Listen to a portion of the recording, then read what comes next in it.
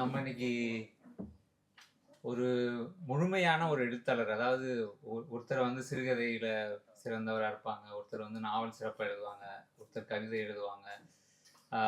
சிறார் இலக்கியத்துக்கு ரொம்ப கம்மியான ஆட்கள் தான் வருவாங்க. உதயசங்கரோட பங்களிப்பு வந்து ரொம்ப பன்மைத்துவம் வாய்ந்தது. அது சார்ந்து பேசும்பொழுது வேற சில விஷயங்களையும் நம்ம கணக்குல எடுத்துக்கணும் அப்படின்னு நான் நினைக்கிறேன். ஸோ அதுலேருந்து நான் வந்து ஆரம்பிக்கிறேன்.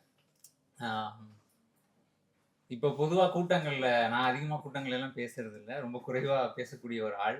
அ நம்ம மே 4ஆம் தேதிக்கு அப்புறம் வெளியில போய் நான்லாம் வந்து ஒரு தமிழ்நாட்டிலேருந்து வரேன் அப்படின்னு சொல்றதுக்கே வந்து ரொம்ப சங்கடமான ஒரு நிலைமையில தான் வந்து இருக்கு. அ ஒரு பெருமிதமா நமக்கு வந்து நம்ம இந்த சொசைட்டிலேருந்து நான் வரேன் அப்படின்னு வந்து நம்மளுக்கு சில இதெல்லாம் இருக்கலாம். அத தாண்டி நான் இந்த ஊர்லேருந்து வரேன்ப்பா அப்படின்னு சொன்னாவே வந்து ஒரு மரியாதை இருக்கும். அந்த மரியாதை வந்து மே 4க்கு முன்னாடி ரொம்ப கெத்தா இருக்கும். நம்ம போய் சொல்றப்ப, நம்ம எதுவுமே செய்யலைனாலும் கூட, நம்ம இந்த இடத்துலேருந்து வரோம் அப்படின்னு சொல்றப்ப நமக்கு இருக்கும். 4க்கு அப்புறம் ரொம்பவே அது அந்த தாழ்வு மனப்பான்மை வந்து நம்ம செய்யாத ஒரு தப்புக்கு தாழ்வு மனப்பான்மை கொள்றதுங்கிறது இருக்குல்ல, அது வந்து ரொம்ப அதிகமாயிருச்சு. அது ஒரு 3 மாசம் ஆச்சு. அது வந்து எப்பன்னா ஜூலை 20ஆம் தேதி தான் வந்து யாரோ ஒரு காக்ரோச் ஜனதா பார்ட்டின்னு ஒருத்தன் வந்து ஃபுல்லா வந்து தலைநகரே வந்து பிடிச்சி ஆட்டுறப்ப, ஓகே நம்ம சமூகத்துல வந்து இன்னும் வந்து நம்ம ரொம்ப மோசமான ஒரு இதுக்கு போகல, கீழே போகல, பரவாயில்ல நம்ம இளைஞர்கள்ல வந்து கொஞ்சம் இன்னும் வந்து அந்த சொரணைலாம் மொத்தமா போகல அப்படிங்கிறது வந்து எனக்கு திருப்பி ஒரு நம்பிக்கை வந்தது. ஏன் இந்த 2 விஷயம் நம்ம இங்க வந்து உதயசங்கரோட படைப்புகள் பத்தி தான் பேச வந்திருக்கோம். இதுக்கு சம்மந்தமே இல்லாம மே 4 காக்ரோச் ஜனதா பார்ட்டிலாம் தேவை கிடையாது தான். ஏன்னு சொல்றேன், நான் வரேன்.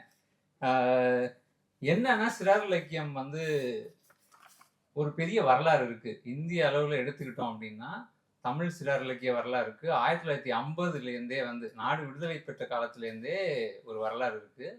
குழந்தை எழுத்தாளர் சங்கம் இந்தியாவிலேயே வந்து தமிழ்நாட்டில் தான் முதல்ல 1950லேயே தொடங்குது.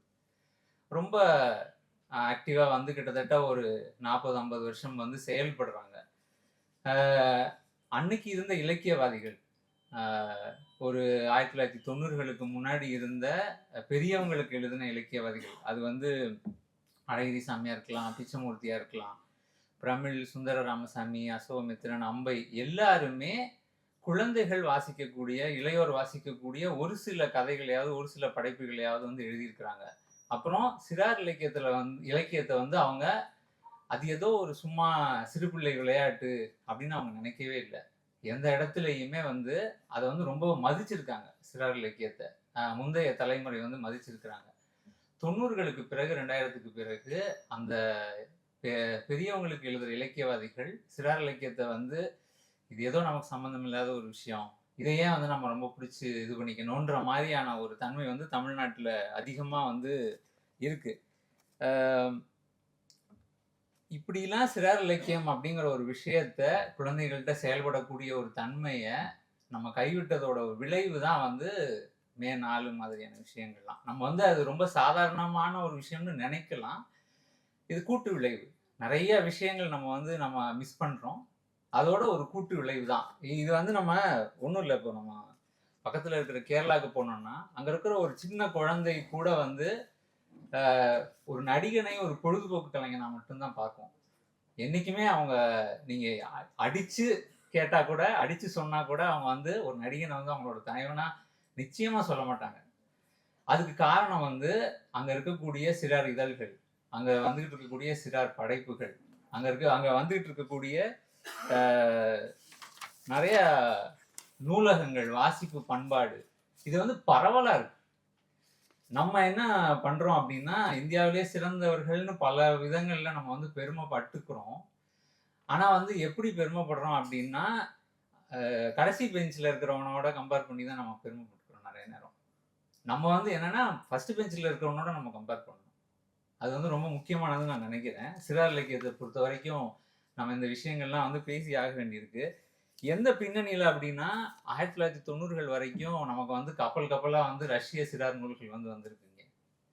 50 காசு, ரூ. 1, ரூ. 2க்கு கதை புத்தகங்கள், அறிவியல் புத்தகங்கள், உயிரியல் புத்தகங்கள், பட நூல்கள்னு தமிழ்நாடு முழுக்க வந்து அந்த நூல்கள் வந்து பரவலா வந்து விற்கப்பட்டிருக்கு. அந்த நூல்கள் வந்து இன்னைக்கு கிட்டத்தட்ட 30, 40 வருஷத்துக்கு அப்புறம் நீங்க அந்த ரஷ்ய சிறார் இலக்கிய நூல்கள எடுத்து படிச்சீங்கன்னா கூட, அதுல இருக்கக்கூடிய உள்ளடக்கமோ, அந்த கதைகளோ, அதுல இருக்கக்கூடிய ஓவியங்கள், வடிவமைப்பு இது எதுவுமே வந்து அவ்வளவு எப்போ ஒரு கிட்டத்தட்ட 30, 40 வருஷத்துக்கு முன்னாடியே இந்த செல்வம் வந்து நமக்கு கிடைச்சிருக்கு. இத வந்து நம்ம ஊர் ஊரா படிச்சிருக்கிறோம் நம்ம எல்லாருமே. ஆனா, சிறார் இலக்கியத்தோட முக்கியத்துவம் நேரடியா சிறார் இலக்கியத்துல படைக்கிறதுல நம்ம எந்த அளவுக்கு கவனம் செலுத்தணும் அப்படிங்கிறத வந்து நம்ம யோசிச்சு பார்க்கணும் அப்படின்னு நான் நினைக்கிறேன். இப்படி நெறைய கேள்விகள், இந்த கேள்விகள் எல்லாமே நான் வந்து எதுக்கு முன்வைக்கிறேன் அப்படின்னா, இதோட முக்கியத்துவத்த நம்ம நிஜமாவே இன்னமுமே புரிஞ்சுகிட்டு இருக்கோமா? சிறார் இலக்கியத்தோட முக்கியத்துவத்த புரிஞ்சுகிட்டு இருக்கோமா? அப்படிங்கிறதுக்காக தான். இந்த பின்னணியில தான் வந்து உதயசங்கரோட எழுத்து, அவருடைய வேலைகள், சிறார் இலக்கியம் சார்ந்து ரொம்ப ரொம்ப முக்கியமானது அப்படின்னு நான் வந்து நினைக்கிறேன். 25 வருஷத்துக்கு முன்னாடியே அபிமன்யு கேரளால இருக்கக்கூடிய ஒரு சிறுவன் தத்துவ கதைகள் மாரி. அவன் வந்து ரொம்ப சின்ன வயசுலயே அந்த கதைகள் "வாயும் மனிதர்களும்" அப்படிங்கிற தொகுப்பு 25 ஆண்டுகளுக்கு முன்னாடியே அவர் வந்து மொழிபெயர்த்திருக்கிறாரு. அதே மாரி எம்.டி. வாசுதேவன் நாயர் எழுதின தயாங்கிற ஒரு நூல். இந்த 2 நூலையும் அந்த 25 வருஷத்துக்கு முன்னாடி மொழிபெயர்த்தாரு. திருச்சியில வந்து சிறார் இலக்கியம் சம்மந்தமா அந்த காலத்திலேயே பேசினதும் எனக்கு வந்து ஞாபகம் இருக்கு. 25 வருஷத்துக்கு முன்னாடியே அது சம்மந்தமா ஒரு கூட்டம். அது எந்த கூட்டம்னு ஞாபகம் இல்ல. ஆனா அவர் பேசினது மட்டும் ஞாபகம் இருக்கு.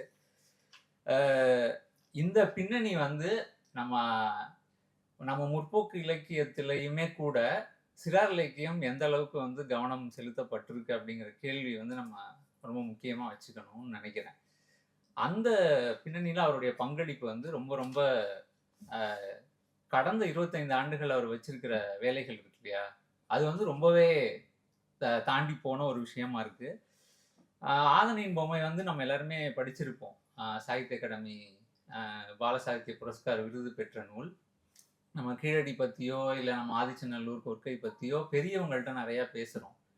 ஆனா நம்மளுடைய உண்மையான ஒரு வரலாற்று பெருமிதத்த குழந்தைகள்ட்ட பேசணும் அப்படின்னு ஒரு கேள்வி வந்து முன்வைக்கப்பட்டதுக்கு பதிலா தான் வந்து அவர் அந்த நாவல வந்து எழுதினாரு. ரொம்ப முக்கியமான ஒரு அரசியல் வந்து அந்த நாவல்ல வந்து இருக்கு. இது வந்து மத்திய அரசு குடுக்கக்கூடிய ஒரு விருது. மத்திய அரசு என்ன விஷயத்தையெல்லாம் வந்து முன்னிறுத்துதோ, அதுக்கு நேர் எதிரா விஷயங்களை நம்மளுடைய கீழடி, சிந்துவெளி, நம்மளுடைய தொன்மை விஷயங்கள், ஆரியர்கள் நம்ம இங்க உள்ள வந்தது, இது எல்லாத்தையுமே ஒரு கதை போக்குல இந்த கதையில வந்து அவர் சொல்லியிருக்கிறாரு. அ அதாவது வந்து ஒரு நேரடியா ஒரு விஷயத்தை குழந்தைகள்ட்ட பேசுறது கடினம். அரசியலா இருந்தாலும் கூட, சமூகம் சார்ந்த ஒரு விஷயமா இருந்தாலும் கூட, கதை வழியா அத சொல்லும் பொழுது அவங்களுக்கு வந்து ரொம்ப ஆழமா வந்து அந்த விஷயங்கள் புரியும். நம்ம எல்லாருமே வந்து வேள்பாரியை பெரியவங்க எல்லாருமே வந்து கொண்டாடுறோம். பரம்பின் பாரி அப்படின்னு வந்து குழந்தைகளுக்காக அதே விஷயத்தை வந்து அவர் வந்து எழுதியிருக்கிறாரு. அதே மாரி இப்போ சமீப காலமா ஒரு 5, 10 வருஷமா வந்து வாஞ்சிநாதனோட தியாகம் பத்தி ஒரு கேள்வி எழுப்பப்பட்டுட்டே இருக்கு தமிழ்நாட்டுல. அவர் வந்து ஒரு மத பின்னணியோட ஆஷ் துரைய வந்து கொலை செஞ்சாரு. அவர் அந்த தியாகம் அத வந்து தியாகம்னு சொல்லக்கூடாது. அப்படின்னு வந்து ஒரு இல்லாத ஒரு கதைய வந்து சில புது வரலாற்று அறிஞர்கள் வந்து கிளப்புறாங்க. இது போதுமான அளவுக்கு நம்மள்ட்ட பேசப்படல பெரியவங்கள்ட்ட. அத பத்தி வந்து யார் அந்த மர்ம மனிதன் அப்படிங்கிற ஒரு கதை வழியா நிஜமாவே வாஞ்சிநாதன் செய்த தியாகம் அப்படிங்கிறது என்ன அப்படிங்கிறத வந்து இந்த கதையில வந்து யார் அந்த மர்ம மனிதன் கதையில வந்து சொல்றாரு. இந்த பல கதைகள் ஆதனியின் பொம்மையா இருக்கட்டும், இல்ல பரம்பின் பாரி ஆகட்டும், இல்ல யார் அந்த மர்ம மனிதன் எல்லாத்துலயுமே கேப்டன் பாலு அப்படிங்கிற ஒரு கதாபாத்திரம் வரும். இப்ப என்னன்னா நம்ம எல்லாருமே பொழுதுபோக்கு கதைகளா இருக்கட்டும், இல்ல மிக பிரபலமான கதைகள் நம்ம படிக்கிற எந்த கதைகள்லயும் ஒரு மைய கதாபாத்திரம் தொடர்ந்து வந்து அப்படிதான் வந்து குழந்தைங்களோ இல்ல பெரியவங்களோ வந்து நிறைய விஷயங்களை வந்து தொடர்ந்து வாசிக்க ஆரம்பிப்போம். இந்த கேப்டன் பாலுங்கிற ஒரு மைய இழை வந்து இந்த நூல்கள் எல்லாத்துலயுமே அவர் சமீப காலமா புலிகுகை மர்மம் தொடங்கி அவர் எழுதக்கூடிய பெரும்பாலான நாவல்கள்ல இந்த கேப்டன் பாலு கதாபாத்திரம் வந்து ரொம்ப முக்கியமான ஒரு விஷயமா இருக்கு. இந்த 3 நூல்களுமே அவர் எழுதின நாவல்கள்ல ரொம்ப முக்கியமானதுன்னு நான் நினைக்கிறேன். இந்த நாவல்களை தாண்டி அவருடைய கதைகள் மாய கண்ணாடிங்கிற ஒரு கதை தொகுப்பு, அண்டா மழைங்கிற இன்னொரு கதை தொகுப்பு, இது ரெண்டுமே வந்து அரசியல் சார்ந்த விஷயங்களை குழந்தைகளுக்கு ஏற்ற வகையில இப்ப நம்ம நெறைய வந்து மீம்ஸ் பார்க்குறோம். நெறைய வந்து விஷயங்கள வந்து பகடியா வந்து நெறைய விஷயங்கள் நம்ம தெரிஞ்சுக்கிறோம். அரசியல வந்து நேரடியா மட்டும் இல்ல. இந்த மாரியும் நம்ம தெரிஞ்சுக்கிறோம். குழந்தைகளுக்கு ஏற்ற வகையில நம்மளோட அரசியல் விஷயங்கள, சமூக விஷயங்கள, முரண்பாடுகள நம்ம சமூகத்துல இருக்கக்கூடிய முக்கியமான முரண்பாடுகள அவர் வந்து கதைகளாக்கி இருக்கிறாரு. அந்த விஷயங்கள் வந்து மாய கண்ணாடியிலயும், அண்டாமழையிலயும் ரொம்ப சிறப்பா வந்து வெளிப்பட்டிருக்கு. இந்த இந்த பாணி கதைகள வந்து வேற யாருமே அதிகமா வந்து முயற்சிச்சு பார்க்கல. சிறார் இலக்கியத்த பொறுத்தவரைக்கும். அ இன்னொரு முக்கியமான ஒரு நூல் வந்து ஏகலைவனின் கட்டைவிரல் சம்பந்தமா கட்டைவிரலின் கதை. அ அதாவது நம்மளுடைய புனைவுகள், நம்மளுடைய பழைய மித்து எல்லாத்தையுமே வந்து எப்படி வந்து ரீடோல்டு பண்றது? நம்ம இந்த காலத்துக்கு ஏத்த மாரி அத எப்படி வந்து மறுவாசிப்பு செய்யறது? அப்படிங்கிற வகையில கட்டைவிரலின் கதைய வந்து எழுதியிருக்கிறாரு. சூதர்கள்ங்கிறவங்க வந்து எப்படி இல்லாத ஒரு கதைய இன்னைக்கு வந்து அரசியல் கட்சிகளும், நம்ம நாட்டுல இருக்கக்கூடிய இதுவும் வந்து ஒரு பிம்ப கட்டமைப்பும், ஒரு தவறான விஷயங்களும் பொய்யா எழுதப்படுது. நம்ம 23ஆம் புலிகேசியில வந்து நம்ம வடிவேலுவையும் இன்னொரு ஒரு கட்டுமஸ்தான ஒரு ஆளையும் சேர்த்து வச்சு ஒரு படம் வரைவாங்க. நம்ம அந்த காட்சிய வந்து பார்த்திருப்போம். அந்த மாரி வந்து நம்மளுடைய அரசர்கள் சம்பந்தமாவும், எப்படி பொய்யான கதைகள் வந்து சூதர்கள் அப்படிங்கிற ஆட்கள வச்சு எழுதப்படுது. இந்த ஏகலைவன் கதையிலயும் எப்படி வந்து தவறான துரோணாச்சாரியருக்கு எப்படி வந்து ஒரு தவறான பிம்பம் கட்டமைக்கப்படுது அப்படிங்கிறத அரசியல வந்து சொல்லியிருக்கிறாரு. இது மாரி நம்ம அவருடைய படைப்புகள், நாவல்கள், சிறுகதைகள் சார்ந்து வந்து நம்ம நெறைய விஷயங்கள் வந்து சொல்லிட்டே போகலாம். ஆ ரொம்ப முக்கியமான படைப்புகளா நெறைய விஷயங்கள் வந்து வந்துட்டே இருக்குது. நம்ம உலக புகழ் பெற்ற குட்டி இளவரசன் அந்துவான் சென் எக்ஸ்பெரி எழுதின கதை. ரொம்ப உலக அளவுல கிளாசிக்ன்னு போற்றப்படக்கூடிய ஒரு வித்தியாசமான ஒரு கதை. தமிழ்ல வந்து அ பல கதைகள வந்து ரீடோல்டு பண்றது அப்படிங்கிற ஒரு வழக்கம் இருக்கு. சிறார் இலக்கியத்த பொறுத்தவரைக்கும். அவரு அந்த ஆசிரியர் ஒரு மிகச்சிறந்த கிளாசிக் கதைய வந்து அந்த ஆசிரியர் தன்னோட பாணியில வந்து சொல்றது அப்படிங்கிறது. குட்டி இளவரசன் வந்து ரொம்ப சிறப்பா வந்து குட்டி இளவரசனின் குட்டி பூ அப்படிங்கிற பேர்ல வந்து எழுதியிருக்கிறாரு. உதயசங்கர் எழுதியிருக்கிறாரு. அதே மாரி பேசும் தாடி ரொம்ப ஆரம்பத்துல வந்த கதை. இப்போ இந்த புலிகுகை மர்மம், இந்த ஆதனின் பொம்மைக்கு எல்லாம் முன்னாடி வந்த ஒரு கதை. அது வந்து மிகைப்புனைவு கதை. அதுவும் ஒரு மிகச்சிறந்த ஒரு கதை. இது மாரி வந்து நெறையா இந்த கதைகள்ல வந்து என்ன அப்டின்னா, இந்த நாவல்கள்லயும், கதைகள்லயும் அவர் வெவ்வேறு வயது பிரிவினருக்கு வந்து எழுதியிருக்கிறார். இந்த நாவல்கள் எல்லாமே 10 வயதினர் படிக்கக்கூடியது. ஒரு சில நாவல்கள் வந்து இளையோர் வாசிக்கக்கூடியது. தமிழ் சிறார் இலக்கியத்துல நூல்களே வந்து ரொம்ப குறைவு. அதுல வந்து 12 வயசுக்கு கீழ இருக்கிறவங்களுக்கு தான் பெரும்பாலான கதைகள் வந்து எழுதப்படுது. 12 வயசுக்கு மேல இருக்கக்கூடிய குழந்தைகளுக்கு, போன தலைமுறையில கிடைச்ச மாரியான கதைகள் கிடைக்கிறதே இல்ல. உதயசங்கர் வந்து அந்த இடைவெளிய வந்து நிரப்பக்கூடிய ஒருத்தரா இருக்கிறாரு. இது இது ஒரு பெரிய வரிசை. இந்த நாவல்கள், சிறுகதை தொகுப்புகளுக்கு தாண்டி, இப்ப சமீப காலமா அவர் வந்து என்னன்னா, சின்ன குழந்தைங்களுக்கு, அதாவது எழுத்து கூட்டி வாசிக்கக்கூடிய ஆ ஆரம்ப கல்வி நிலையில இருக்கக்கூடிய, தொடக்க கல்வி நிலையில இருக்கக்கூடிய குழந்தைங்களுக்கு படக்கதை புத்தகங்கள். ஆங்கிலத்துலலாம் வந்து பார்த்தீங்கன்னா, ஒவ்வொரு வயது பிரிவினருக்குமே அவங்கவங்க வயசுக்கு ஏத்த மாரி ரொம்ப பரவலான புத்தகங்கள் வந்து கொண்டு வராங்க. தமிழ்ல வந்து நம்ம இப்ப தான் தொடங்கியிருக்கோம். ஒரு 5, 10 வருஷமா தொடங்கியிருக்கிறோம். அதுல வந்து இந்த படக்கதை புத்தகங்கள்ல வந்து இப்ப தொடர்ந்து வந்து அவரு கவனம் செலுத்திட்டு இருக்கிறாரு. அவருடைய கதைகள் அப்படின்னு எடுத்துக்கிட்டோம்னா, அதுல பல்வேறு விஷயங்கள். சமூகம், அரசியல் ரொம்ப மையமா இருந்தாலும், சுற்றுச்சூழல் சார்ந்த சில கதைகள், அது மாரி அறிவியல் சார்ந்த கதைகளையும் வந்து பச்சை நிழல்ங்கிற தொகுப்பு, கால்களில் ஒரு காடு அப்படிங்கிற தொகுப்புல எல்லாம் வந்து கவனப்படுத்தி இருக்கிறாரு. இந்த இந்த அளவுக்கு ஒருத்தர் ஒரு வாஸ்ட்டா இவ்வளவு பரவலான விஷயங்களை குழந்தைகளுக்கு சொல்லணும் அப்படின்னு நினைக்கிறதே வந்து ரொம்ப முக்கியமான ஒரு விஷயம். அது வந்து ஒரு இடைவெளியே இல்லாம கிட்டத்தட்ட அவர் எழுதின நூல்கள்ல 155 நூல்கள் வந்து குழந்தைகளுக்கான நேரடி நூல்கள், மொழிபெயர்ப்பு நூல்கள்னு அமைஞ்சிருக்கு. இது எல்லாமே நேரடி எழுத்துல ரொம்ப முக்கியமான பங்களிப்பு. இத தாண்டி பார்த்தா யூமா வாசிகியும் அவரும் வந்து மலையாளத்துல இருக்கக்கூடிய பல சிறந்த புத்தகங்கள வந்து தமிழுக்கு வந்து கொண்டு வந்திருக்கிறாங்க. யூமா வாசிகி வந்து பெரிய பெரிய படைப்புகளா எடுத்து பண்ணுவாரு. உதயசங்கர் பண்ணதுல வந்து புத்தக பூங்கொத்துன்னு 25 நூல்கள் கொண்ட தொகுப்பு. படக்கதை புத்தகங்கள் முதல்ல வந்தது. அடுத்து வந்து புத்தக பரிசு பெட்டி அப்படிங்கிறது. 2மே மலையாளத்துல வந்த தொகுப்புகள். 2வது வந்து 15 நூல்கள். அது எல்லாமே வந்து இப்ப அவரு நேரடியா பண்ணிட்டு இருக்கக்கூடிய படக்கதை புத்தகங்களுக்கு முன்னோட்டமா, மலையாளத்துல இருக்கக்கூடிய மிக சிறந்த கதைகள், நம்ம குழந்தைங்களுக்கு காலங்காலமா சொல்லிக்கிட்டு இருக்கக்கூடிய கதைகள், நல்ல மதிப்பீடுகளை முன்வைக்கக்கூடிய கதைகள், ரொம்ப அழகான வடிவமைப்புல நல்ல வண்ண படங்களோட இது எல்லாமே மொழிபெயர்த்து வந்து கொண்டு வந்திருக்கிறாரு.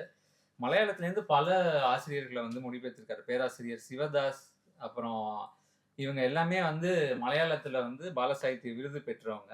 கிரேசி, சிப்பி பள்ளிப்புறம், அப்புறம் இது இல்லாம ஆங்கிலம் வழியா வந்து Ruskin Bond, Pablo Picasso, Tolstoy, Pushkin, Maxim Gorky, Alexander Kuprin, இது மாதிரி உலகத்தில் இருக்கக்கூடிய முக்கியமான சில குழந்தைகளுக்கான படைப்புகள் எல்லாத்தையுமே வந்து அவர் வந்து மொழிபெயர்த்துட்டு இருக்கிறாரு.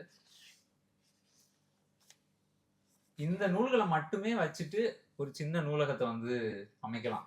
185 நூல்கள்னு சொன்னேன். அவர் நிறுத்தல. இன்னமும் வந்து தொடர்ந்து பண்ணிட்டே தான் இருக்கிறாரு. எப்படி இவ்வளவு படைப்புகளை வந்து பண்ண முடியும் அப்படிங்கிறதே வந்து ரொம்ப பிரமிப்பான ஒரு விஷயம் தான். அதாவது சிறார் இலக்கியத்துல மட்டுமே இயங்கின ஒருத்தர்னா நிச்சயமா பண்ண முடியும். அவர் வந்து அது மட்டும் இல்ல. சிறுகதைகள் எழுதுறாரு, கவிதை எழுதுறாரு, கட்டுரைகள் எழுதிட்டு இருக்கிறாரு. இது எல்லாத்துக்கும் நடுவுல இந்த மாதிரியான படைப்புகளையும் வந்து கொடுத்துட்டே இருக்கிறாரு.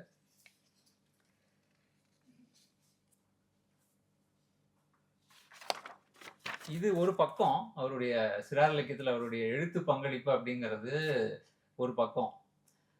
2019 ஆரம்பிச்சு தமிழ்நாட்டில் இருக்கக்கூடிய முற்போக்காவோ சிந்திக்கக்கூடிய எல்லா சிறார் இலக்கியவாதிகளையும் ஒன்று திரட்டக்கூடிய ஒரு வேலை. இது வந்து என்னன்னா, நம்ம ஊர்ல எல்லாருமே, அது பெரியவங்க இலக்கியமா இருந்தாலும் சரி, சிறார் இலக்கியமா இருந்தாலும் சரி, அவங்கள முன்னிறுத்திருக்கிறது தான் எப்பயுமே வந்து பொதுவா நடக்குது. முற்போக்கு முகாம்கள் வந்து வித்தியாசமா இருக்கலாம். மற்ற இடங்கள்ல எல்லா எழுத்தாளர்களுமே அவங்களுக்குன்னு ஒரு குழு, அவங்களை முன்னிறுத்தி நடத்தக்கூடிய வேலைகள் இதுதான் வந்து தொடர்ந்து பண்ணிட்டே இருக்கிறாங்க. 2019 ஆரம்பிச்சு சிறார் இலக்கியவாதிகளை ஒன்று திரட்டக்கூடிய ஒரு வேலையை வந்து உதயசங்கர் வந்து ரொம்ப தீவிரமா வந்து முன்னெடுத்துக்கிட்டே இருக்கிறாரு. நம்ம காலத்துக்கு ரொம்ப தேவையான ஒரு விஷயம். நான் ஆரம்பத்திலே குறிப்பிட்ட மாதிரி நம்ம நிறைய வந்து மிஸ் பண்ணியிருக்கிறோம். நிறைய வாய்ப்புகள், நிறைய முக்கியமான விஷயங்களை தவற விட்டுருக்கோம். அதை வந்து சரி செய்யக்கூடிய விதமா இந்த வேலையை வந்து அவர் செஞ்சுட்டு இருக்கிறாரு. 2020 தமிழ்நாடு சிறார் எழுத்தாளர்கள் கலைஞர்கள் சங்கத்துக்கான ஒரு இணைய வழி கூட்டம், அப்போ வந்து கரோனா தீவிரமா பரவிட்டு இருந்த நேரம், இணைய வழியில அந்த அமைப்பு கூட்டம் வந்து முதல்ல உருவாச்சு. அதுக்கப்புறம் நிறைய விமர்சனங்கள், சிறார் இலக்கியம் சார்ந்த விமர்சனங்கள் வந்து ரொம்ப தீவிரமா வந்து முன்வைக்கப்பட்டுச்சு. அதோட ஒரு விளைவு என்ன அப்படின்னு சொன்னா, பால சாகித்ய புரஸ்கார் விருது வந்து 2020க்கு முன்னாடி ஏற்கனவே எழுதுனதை நிறுத்தினவங்க, ரொம்ப வயசானவங்க, இந்த மாதிரி ஆட்களுக்கு தான் பெரும்பாலும் வந்து கொடுக்கப்பட்டுச்சு. சிறார் எழுத்தாளர் சங்கம் தொடர்ந்து விமர்சனங்களை முன்வைத்ததற்கு அப்புறம் 2020 வந்து பாலபாரதி, அப்புறம் வந்து உதயசங்கர், யூமா வாசுகி, விஷ்ணுபுரம் சரவணன், இந்த மாதிரி இன்னைக்கு நவீன சிறார் இலக்கியத்தை எழுதி கொண்டிருக்கக்கூடிய சிறந்த எழுத்தாளர்களுக்கு வந்து கிடைக்க ஆரம்பிச்சது. அதுக்கு முக்கியமான காரணம் சங்கம் வந்து முன்வச்ச விமர்சனங்கள் அப்படின்னு நான் வந்து நினைக்கிறேன். அதுக்கு பின்னாடி வந்து கடந்த ஆட்சி காலத்துல இளந்தளிர் இலக்கிய திட்டம் அப்படின்னு வந்து நூற்றுக்கணக்கான புத்தகங்கள் அரசு பள்ளி மாணவர்களுக்கு ஆன புத்தகங்களா தயாரிக்கப்பட்டு வெளியிலையும் வந்து அந்த புத்தகங்கள், இளந்தளிர் இலக்கிய திட்ட புத்தகங்கள் விற்பனைக்கு வைக்கப்பட்டுச்சு. அதே மாதிரி வாசிப்பு இயக்க புத்தகங்கள், தேன் சிட்டு ஊஞ்சல் மாதிரியான அரசு பள்ளி மாணவர்களுக்கான இதழ்கள், இது எல்லாத்துலேயுமே சிறார் இலக்கியவாதிகளோட பங்களிப்பு அப்படிங்கிறத வந்து ரொம்ப முக்கியமான ஒரு விஷயமா இருந்தது. இதுக்கு பின்னாடி வந்து சங்கத்தோட வேலைகள் காரணமா இது எல்லாமே அவர் தனி நபரா முன்னெடுக்கல. ஒரு படைய முடிஞ்ச வரைக்கும் அது எவ்வளவு இடைவெளி விழுந்தாலும் திரும்ப திரும்ப உந்துதலை கொடுத்து பண்ணிட்டே இருக்கிறாரு. மிகை புனைவு கதைகள் தான் முன்னாடி எழுதப்பட்டுச்சு அதிகமா சிறார் இலக்கியத்துல, ஒரு 15 வருஷம் 10 வருஷத்துக்கு முன்னாடி. இப்போ வந்து நம்ம சமகாலத்துல நிலவக்கூடிய சமூக அரசியல் பிரச்சனைகள், அறிவியல் சார்ந்த புத்தகங்கள், இது எல்லாமே இப்போ எழுதப்பட்டுட்டு வருது. இதுக்குமே வந்து சங்கம் தொடர்ந்து நடத்திட்டு இருக்கக்கூடிய பயிலரங்குகள், கூட்டங்கள், விமர்சனங்கள், இது எல்லாமே முக்கியமான காரணம்னு நினைக்கிறேன். நிறைய பெண்கள் எழுத வந்திருக்கிறாங்க சிறார் இலக்கியத்துல வந்து. சங்கம் வந்து முன்னெடுத்த வேலைகளுக்கு பின்னாடி நிறைய பெண்கள், ஆண்கள் மட்டுமே ஆக்கிரமிச்சுட்டு இருந்த சிறார் இலக்கிய உலகத்துல பெண்களும் வந்து எழுத வந்திருக்கிறாங்க. இது எல்லாமே வந்து நம்ம 1950 நான் சொன்ன மாதிரி குழந்தை எழுத்தாளர் சங்கம் அழவள்ளியப்பாவால தொடங்கப்பட்டு ஒரு 40 வருஷத்துக்கு நிறைய வேலைகள், இந்திய அளவுல முன்னோடியான வேலைகள் வந்து நடந்தது. அது ஒரு பெரிய இடைவெளிக்கு பின்னாடி இப்போ வந்து திரும்பி உதயசங்கர் முன்னணி எழுத்தாளர்கள் மூலமா வந்து திரும்பி சாத்தியப்பட்டிருக்கு. இந்த விஷயங்கள் எல்லாமே என்னன்னா, வள்ளியப்பா வாழ்ந்த காலத்துல அவருக்கு வந்து சமூகத்துல இருந்து ஒரு பெரிய ஆதரவு. அது வந்து ஒரு அமைப்பா இருக்கலாம், ஒரு தனி நபர்களா இருக்கலாம். இவங்க எல்லாமே வந்து அவர் ஒரு முக்கியமான வேலைய செய்றாரு. நம்ம வந்து அதுக்கு வந்து ஆதரவா இருக்கணும் அப்படின்னு இருந்தாங்க. அதே மாரியான ஒரு ஆதரவு வந்து இப்போ உதயசங்கர் முன்னெடுத்திருக்கக்கூடிய வேலைகளுக்கு, குறிப்பா சிறார் இலக்கியத்துக்கு ரொம்ப அவசியமா தேவைப்படுது. அது நம்ம எல்லாருமே வந்து அதுக்கு கை குடுக்கணும் அப்படின்னு கேட்டுட்டு இந்த உரையை நிறைவு செய்கிறேன். நன்றி.